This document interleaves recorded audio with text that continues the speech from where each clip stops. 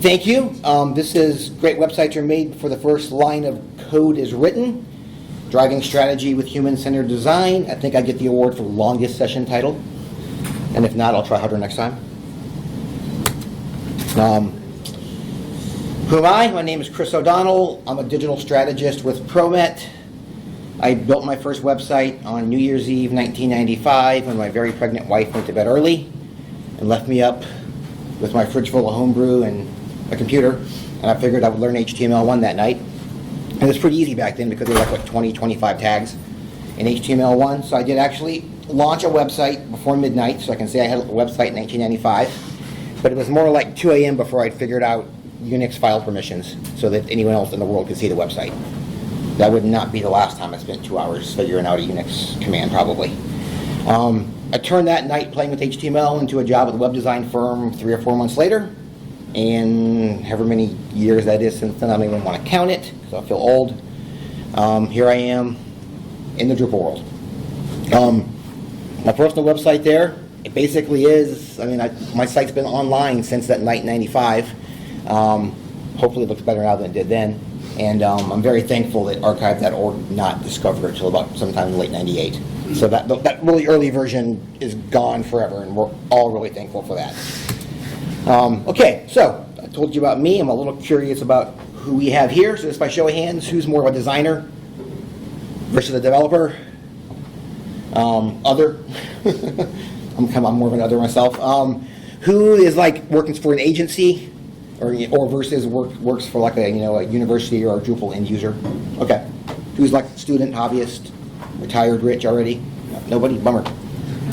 Okay. This is Tammy Benner. She's ProMet's VP of Sales and Marketing. She'll be handing out... I've got swag. Swag, yes. Okay, so we're talking about driving strategy with human-centered design. And why do we do this? Well, the reality is the world's best Agile process cannot save your project if it was a bad idea in the first place. And if you don't go into Sprint 1 with a well-thought-out idea and a good understanding of your users and what you're doing and why you're doing it, the fact that you run the world's greatest sprints and never have any rework and your QA process sparkle, site might look great, might work great, but it's actually not going to work for the users because you didn't consider them up front in the first place. Is human-centered design agile? That's a question I get sometimes. I don't know. I'm not sure it really matters. If you think about, like you wanted to drive from Minneapolis to Los Angeles and you were going to do it the waterfall method, right? You would sit down and plan out exactly where you're going to stop every night and kind of have a great plan for your trip, not accounting for the fact that you have to drive through Chicago and you're going to get stuck in traffic because it's Chicago. Whereas an Agile trip, right, you would just kind of decide every day at 4 o'clock where you're going to spend the night. I feel like when you're doing this, that's what we're doing. We're building a framework at the beginning of our project, but we're leaving enough flexibility in it that on Sprint 7, if stuff needs to change, stuff can change without blowing the project up. So, since I've used the phrase a couple of times already, human-centered design, I should probably define it. Who here was already familiar with the phrase human-centered design before you walked in the room?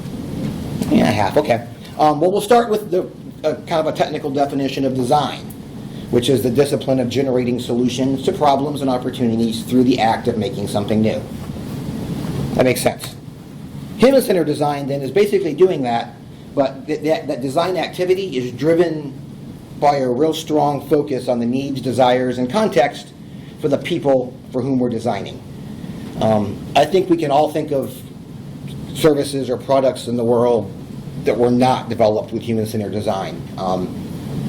Coach seating in any airline, right? They weren't thinking about us when they built those seats. They were maximizing revenue. Probably anything to do with the Department of Motor Vehicles in any state in the country. Right, those processes are mostly built for the government employees' efficiency, not for the citizen to stand in line to get things done. So this is really, even though we're talking about this in the context of Drupal websites, really human-centered design goes way beyond that. You can use this process for product development or service development or website development. So why do we do this? Well, first of all, it leads to greater client engagement. Human-centered design, sort of in practical terms, ends up being 2 to 4 days on site with your client, locked in a room with a bunch of whiteboards usually. doing a whole bunch of exercises, some of which we're going to do here in a few minutes. So that kind of one-on-one, focused face time with your client is invaluable in any context. Another thing, especially if you're working with like universities or government or large organizations that have 10, 20, 30 different stakeholder groups, is getting all those stakeholders involved in those first couple of days and getting their input is really invaluable into keeping them on board with the project as it goes through. Even in a situation where it's like the finance department and they kind of really don't care because they don't really use the website for anything, there's just one page with their phone number on it. There's just the act of getting them involved early and getting their input makes them feel invested in the process, and they're less likely to be a roadblock, back on sprint 7 when they want to change something. When they go to write the check. And when they go to write the check too, it's finance department. Good point. And then also deeper knowledge transfer. Again, kind of tag teaming there on client engagement. 2 to 4 days of sort of intense focused work with your client leads to you learning a lot of things about their organization and the project that probably didn't come up in the first discussions in the RFP process or whatever. And likewise, they start to understand that actually, no, they don't already know all the answers. That, things aren't what they thought going into the project. The stakeholders are different than who they thought they were, whatever the case may be. So what we hear all the time is, we did our discovery. Okay. Yeah, and then we do 4 days of this, and turns out that, their discovery might have been a little light on some details that were really important to the project. So sort of in a more tactical level, why is this a good idea? Both for, the customer in an agency environment or just for the internal groups if you're doing this as the end user. And the process reduce risks. I mean, you just know more going into the development process. You know where the dragons lie, if there are dragons, or you've already mitigated them. When you reduce risk, you reduce cost. Same thing with complexity. The ability to kind of really focus on what the users want gives you the opportunity to maybe mitigate some complex processes that aren't necessary because the users don't care. And then finally, you're promoting collaboration, because again, not only are you working with the client really intensely for 2 to 4 days, but the internal groups, all the different stakeholder groups are also being forced to work together. And in a big organization, finance and marketing basically never talk to each other except on payday. But when you kind of force them into this process to work together, they both learn and they both benefit. So, how do we actually do it? What does this actually mean? Well, what human-centered design basically is, it's a series of workshops or activities that we lead the client's sort of key stakeholder group through. And we're really trying to get these 6 bullet points out of that process. Identify the key stakeholders, and then prioritize the key stakeholders, because no matter what anybody says, if you have 9 stakeholder groups, they're not all equally important when it comes to the website. If you're a .edu, the public website usually is about attracting, it's usually high school students, right? That's usually the primary audience for whatever .edu. It's going to be parents and high school juniors and seniors that are thinking about coming to your college, because that's usually the point of the public website is new student enrollments. There might be an alumni site somewhere where the alumni are the most important people, but they're not the most important people for the main .edu site usually. And getting the internal stakeholders and the customer team to actually agree on that is a huge step. When you don't do that, you kind of get the circa 2006 government website with 185 links on the homepage, because every single department had to be represented on the homepage because their feelings got hurt if they weren't. The way you avoid that is to get them to agree up front, this website's about X. And then you've got a defense when you present designs that focus on X. So once we kind of figure out the stakeholders, then we dig in a little deeper and identify strengths, problems, and opportunities in the current system. And we're actually going to do that with Drupal 8 as a class exercise here in about 10 minutes. So then we take what we learned from that and try to synthesize it, group the data, figure out what it means. Use that information to, again, get our customer group, our internal groups to help identify solutions to all these problems we just agreed we have. And then we have an exercise to prioritize those solutions. And this is more or less day 1 of a 2 to 4 day engagement with our clients. And you kind of look at what you've done here. You start off, a new website project, and at 9 o'clock in the morning talking about stakeholders. And by the time you go home at 4 that day, you've basically created a prioritized list of things the website needs to do. It's pretty powerful. So, why does this work?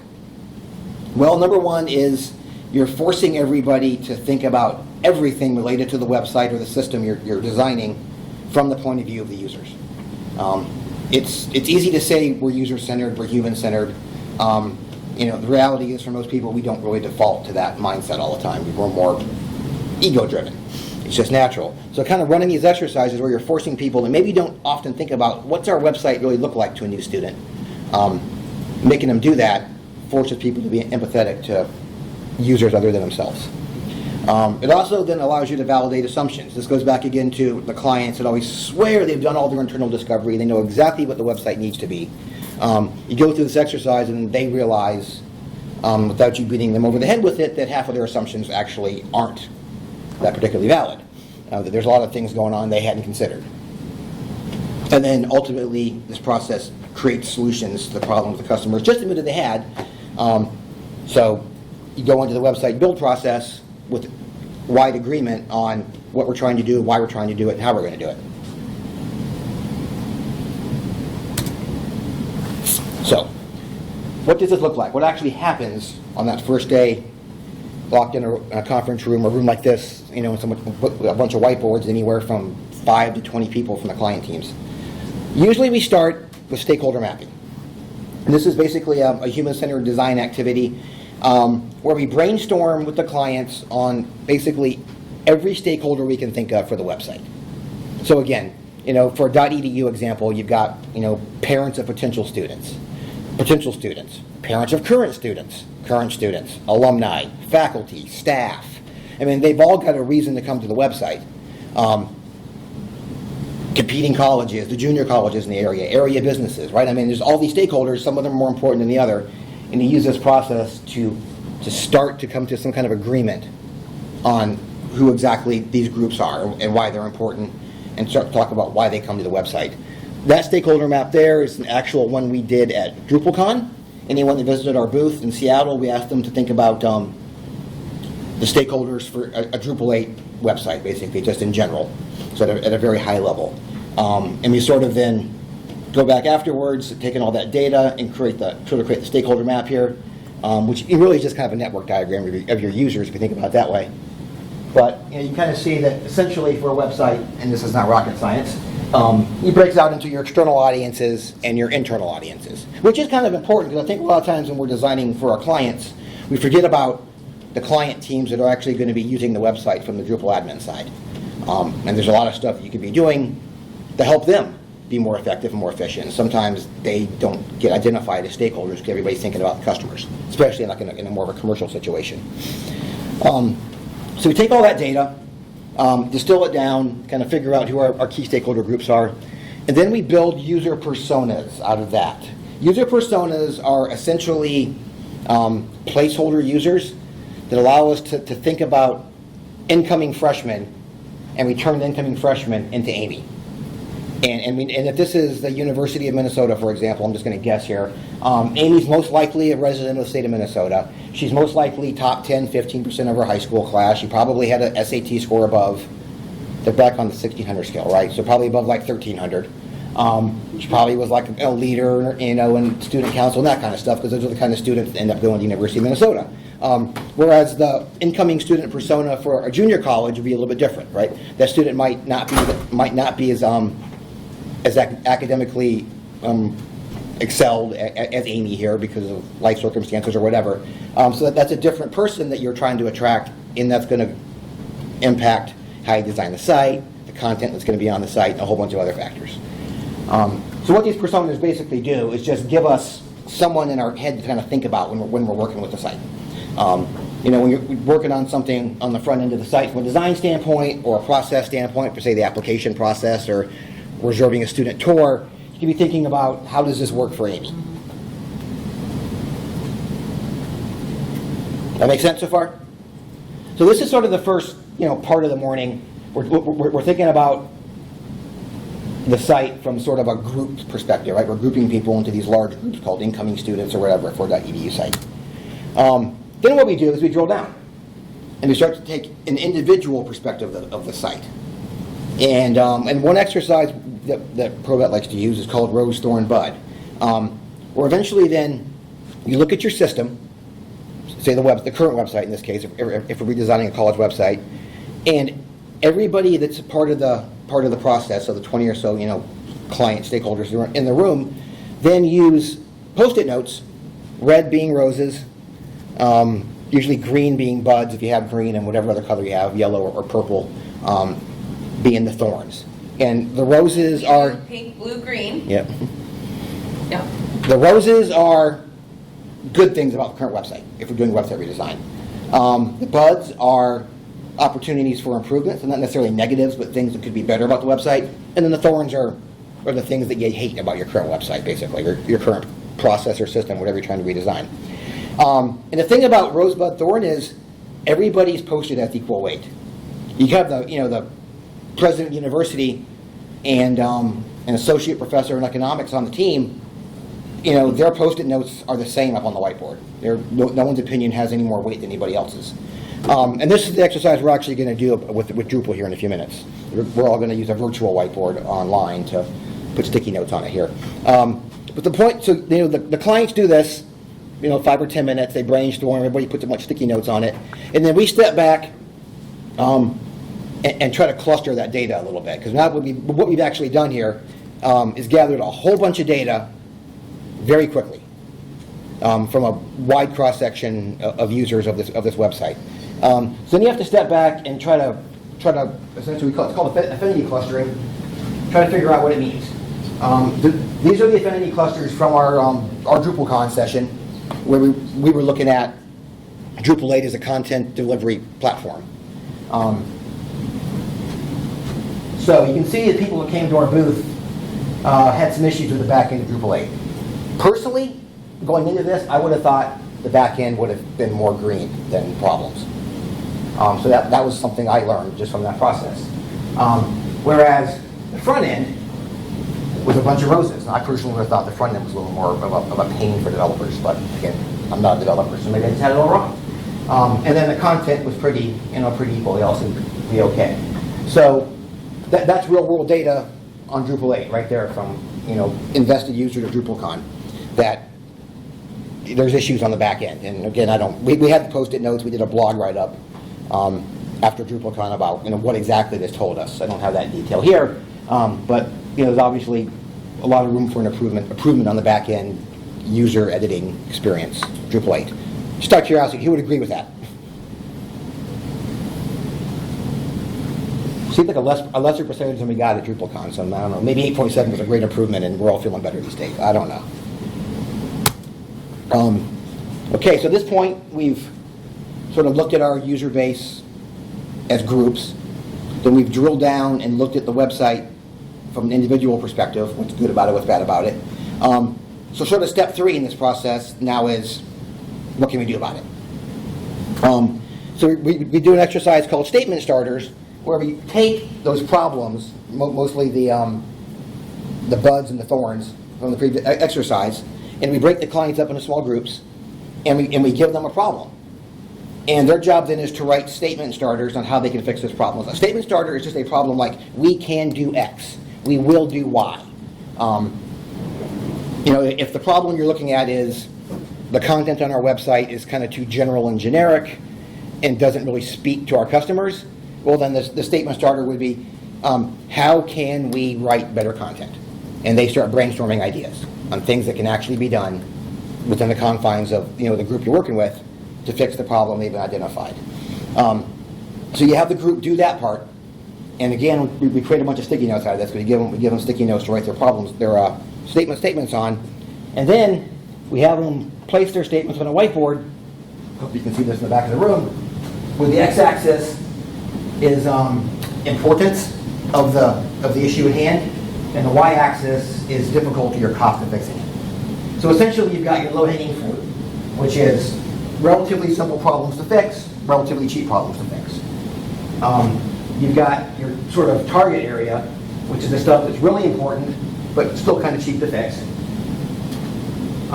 Cheap, or you can give us time too, to be a long-term project. You've got your strategic issues, which are the big, hairy, expensive problems. In most organizations, those are the kind of things you're going to have like executive sponsorship to fix, because they're going to be big, high-budget projects. And then you got your luxury items, which they're not particularly important and they're really expensive. And in the real world, those sticky notes probably never get addressed because we don't spend money on those kind of things most often. So if you think about it for a second, we started this at 9 in the morning. Here we are at 3:30, going from debating who our users are. We've just created a prioritized task list of things to fix on our website with the redesign. And the customer, the client, the internal customer groups have done all the work. So from a buy-in standpoint, they're on board. This is the output of their work for the day, saying here's the things we should work on immediately on this redesign. We got to fix all this stuff in the redesign, absolutely, without a doubt. We'll probably fix this stuff too if we're doing it, just because it's going to be cheap and won't really add much level of effort. And here's phase 2 in 2 years, so you get budget approval for it. It's a pretty powerful process. Now we're going to get to do it. Okay, just quick review. We're going to do rose, thorn, bud. So the red column on the virtual whiteboard is for positive attributes. The green is for opportunities, so things that aren't broken necessarily but could be better. And then thorns are just things you think are broken about the Drupal 8. So the URL you want to point your phone or laptop at is bit.ly/mnpromet.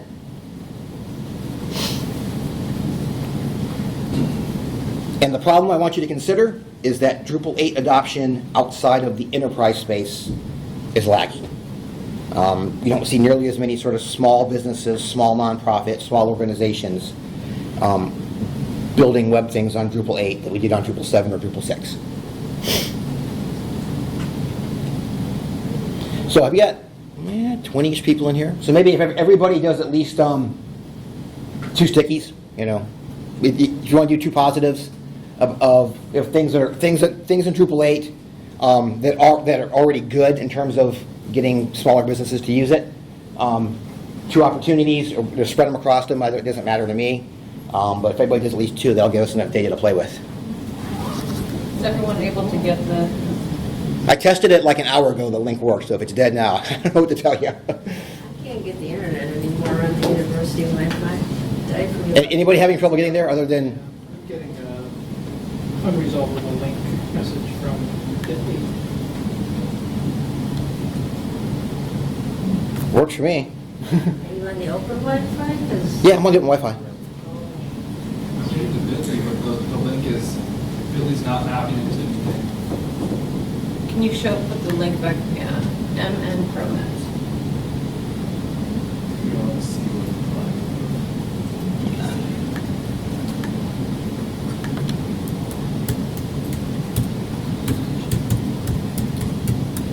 it's Type it in.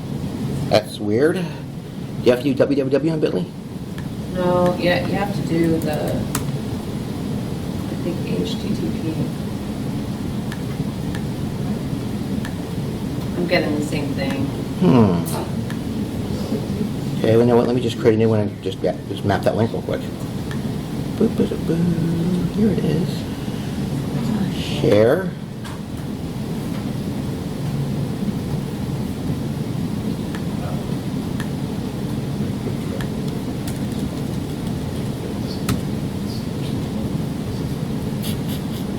Great. Command V.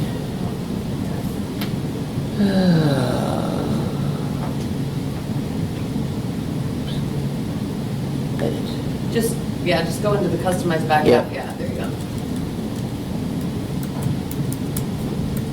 Bitly Promet 111. Okay.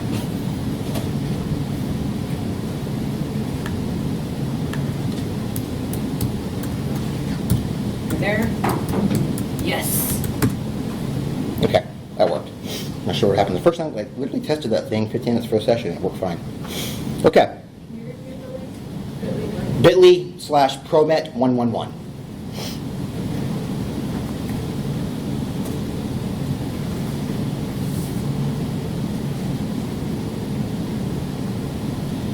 So let's take say 2 minutes tops on this. Just brainstorm some positive attributes, negative attributes, or possible improvements in Drupal 8 that would address the problem of our friends in smaller organizations not being excited about Drupal 8 as some of us are. And the board should update in real time as you're adding stuff.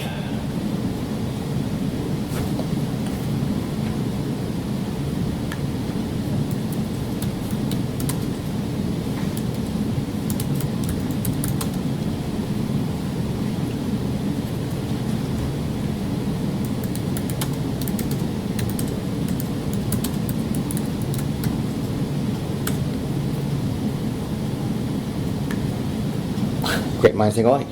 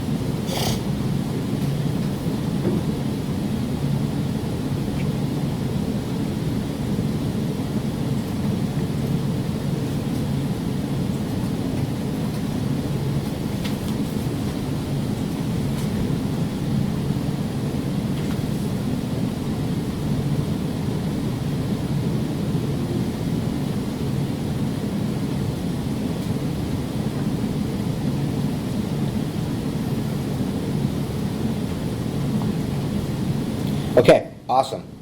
Now, real quickly,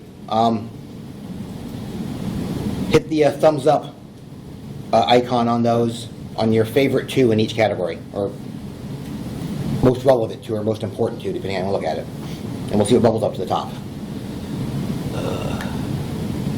Oops.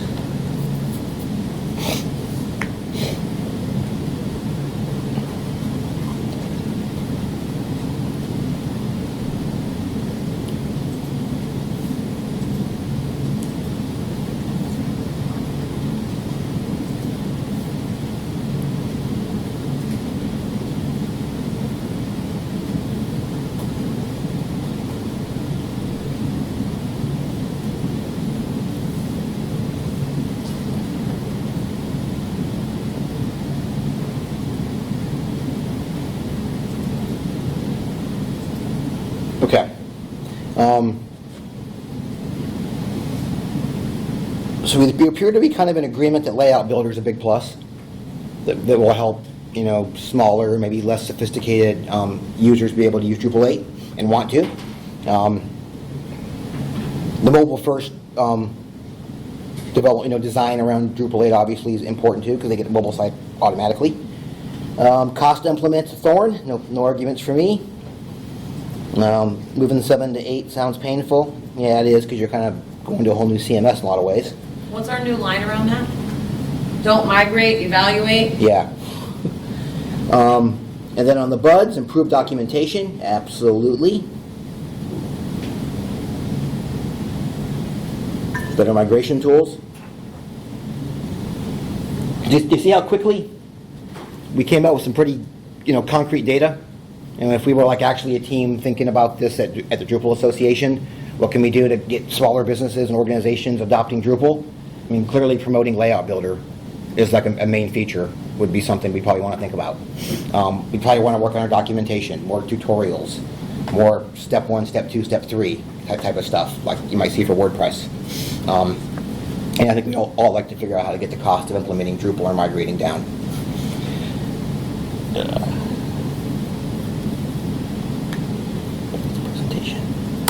So, okay, we already voted. So, when we think about the affinity clustering, internal Drupal 8 or layout builder, internal tools to make it easier to use are obviously our roses. Cost, a lot of the negatives we're clustering around the cost in the time, which equals cost in most cases. Then we saw some opportunities around documentation. So, That's pretty cool. So in this case then, we'll just sort of do this one out loud. We'll take the, we'll think positive and take the bud here for layout builder. We could, if we're whoever's in charge of promoting Drupal 8, so the Drupal Association here, or you're an agency trying to figure out how to sell more Drupal to your smaller clients, we could build really interesting demos showing layout builder in action. Who went to layout builder session with Lullabot earlier this morning? I mean, it's pretty powerful to watch what you can do with that, just pointing and clicking and build a pretty complex web page. I think promoted properly, that would be a big deal. What else?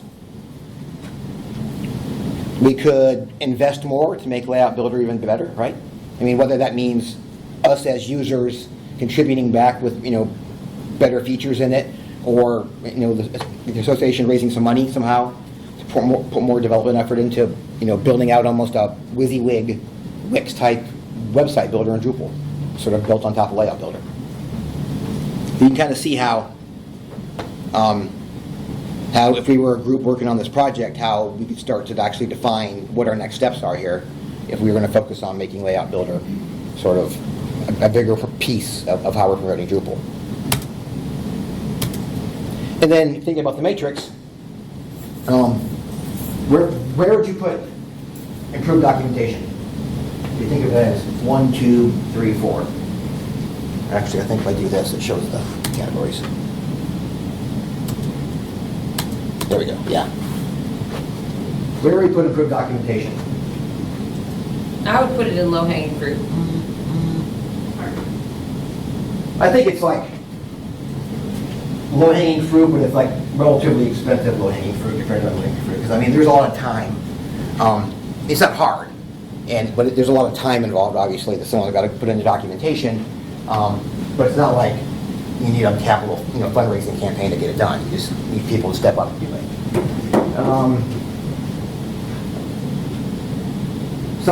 Let's pick another one. Better core migration tools. Like that's probably going to be expensive development, right? So here we're talking about, I definitely call it strategic because obviously the easier we can make it to get data in and out of Drupal from other systems, the more likely that somebody will use it. So I call it strategic, but that's probably a big development effort, which is going to sit up here somewhere and it's going to take a lot of time and money to get done. This making sense? So, does it work? Yes, because it forces us to fail early and fail often. Think about the cost of failure. If we're like getting things wrong when we're in the whiteboard and sticky note stage, then fixing it costs nothing but a sticky note. If we got something wrong and we're in the final user acceptance sprint, we're kind of in trouble. And Can I ask a quick I question? skipped over his name. How many Yeah. of you are with an agency? Okay, and how many of you you're just with an organization, commercial organization, school, something like that, right? Okay. So, have you ever done a project where you get started and then all of a sudden someone says, that's not what we said we wanted? So all of these things, force that rogue person that can throw a wrench in your path later on. It gives that person a voice, and you walk out of these engagements with everyone going, we share the vision, we share the mission, we have the plan, and everything's been batted around and agreed to. And so anticipating what's not going to work is really helpful. Yeah. And for those of us that are in the agency doing the work for the client, we don't have to have those terrible, that's out of scope conversation, right? Right. You're having all those conversations really, really early in the process. So. All right, sorry I didn't mean to interrupt you there. So that chart I just showed you about the cost of rework wasn't something I invented. It comes from Tom Glibb's software engineer. He wrote a book, so it must be right? But I think we all conceptually, whether it's 5 times or 50 times or 10 times, 100 times, I think we all conceptually agree. If we're going to fail, let's fail at the whiteboard, wireframe, sticky note stage, not the week before user acceptance testing. So once we have all this data, then we have to validate it, which actually would be an entire another 45-minute presentation. We might go out and do user interviews. You might corral the stakeholders into focus groups and validate what the core client team told you the stakeholders want versus what the stakeholders tell you they want. You'll do usability testing, make sure that your workflows are working the way you think they will. You might do prototypes. This is all stuff we're familiar with. Just a couple of real-world examples. Lehigh University was a ProMat client we did this with, and one of the big things we got out of this, which kind of goes back to the documentation thing we talked about earlier, is that they're like non-technical users, the admissions department, the marketing department, and the IT web team didn't even use the same words to talk about parts of the website, which you can imagine would make collaborating a little bit difficult. So one of the things that came out of our sessions with them was basically a shared vocabulary. That when we say main navigation, we all agree we mean this. Because, some people thought it meant a different thing, which made it hard for people to communicate.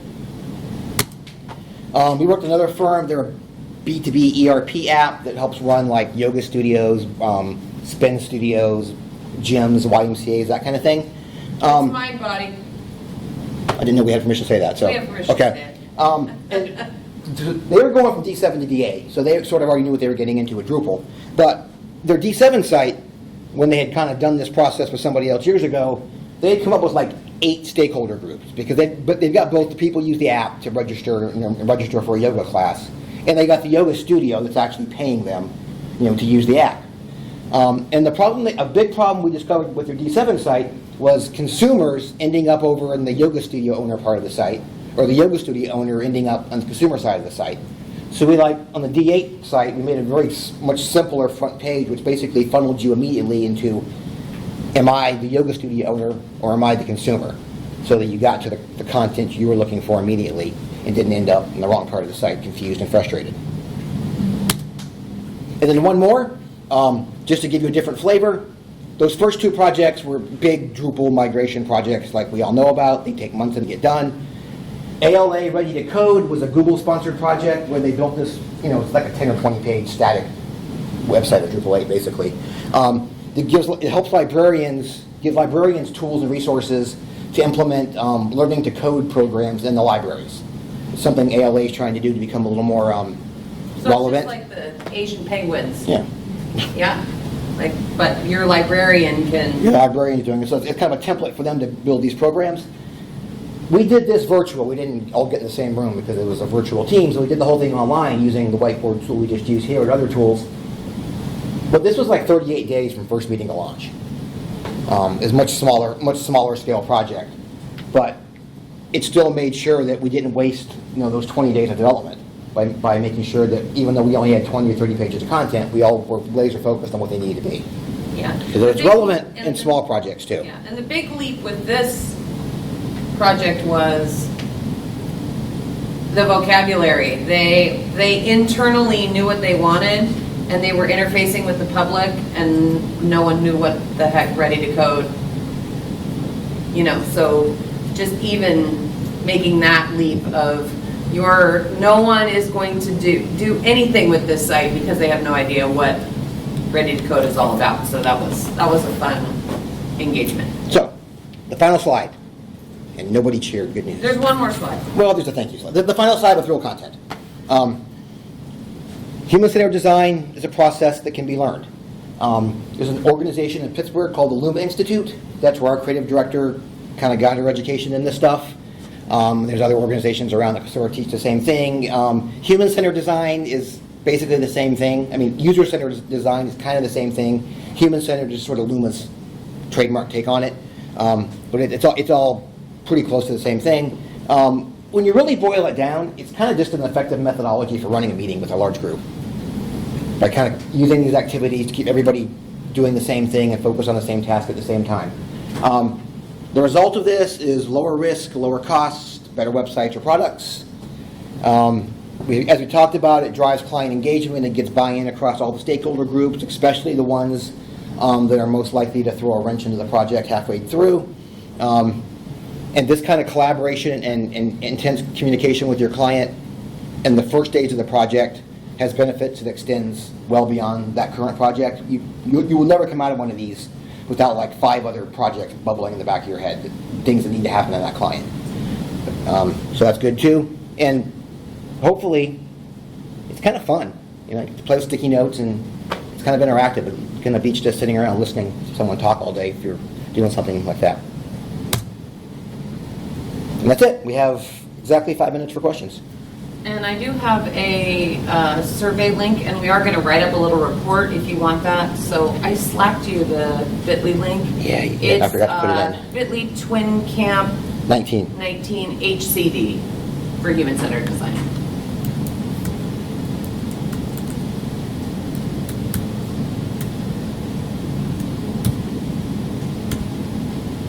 What was it again? Twin camp Okay. 19. That's right. HCD? Yeah, Okay. capital HCD, and it's case sensitive, which stinks. But so sorry about that. I should have kept it all lower. Okay. Yeah. So please hit the survey. Let us know what you thought. If I don't get straight 10, she fires me, so don't let that impact your evaluation at all. Any questions about the process or how we actually do it? Are Yes. your slides going to be somewhere that we can? I believe there's a place for me to upload them on my session page. If not, If not, if you So that- fill out the survey, we'll make sure you get a copy Yeah. of them. Okay. Yeah. yeah. But yeah, most camps, they give us a place to upload it after. So I assume this one does too. I'm presented at Twin Camps before. I have a question. Sure. Do you ever bring analytics to your groups to help people understand what's already important on their site or what people are looking at? Yeah, absolutely. That's, I mean, like I said, this is it's a 2 to 4 day process usually, and the part I covered is most of day 1 only. But yeah, a review of analytics and using that, especially, that comes also up front. That's the part of validation, right? Because they say, nope, the most important part of our site is the about page, you know, or it's the bio of our chairman or something. That's why it's there. And then you can put analytics and say, look, no one goes to that page.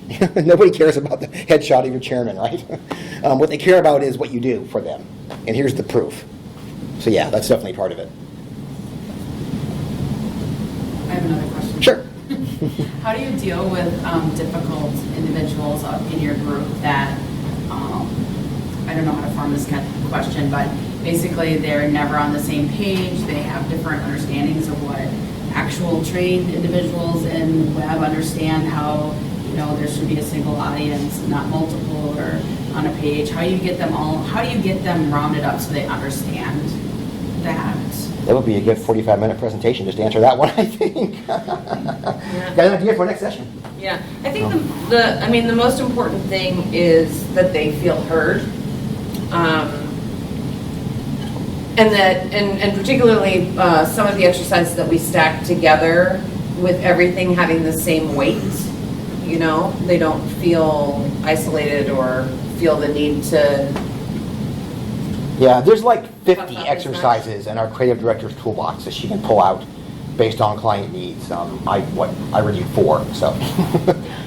Which are the 4 are the most common. Those are kind of the baseline ones we use. You know, the people that we put in the room with the client are, you know, our top strategic people, and they will change agenda on the fly. You know, so if something's going sideways because of an individual, their experience, and they just adapt, right? So. But there's no magic answer, unfortunately. No. There's not an exercise specifically to corral that one cranky user. I think this is a blog post though, so I'm Yep. gonna make a note. I think we are out of time, and probably somebody outside waiting to get in, take over my spot. So thank you very much. Enjoy the rest of the camp. Enjoy the parties tonight. Come back for the unconference tomorrow. Come to Drupal GovCon in DC at the end of July.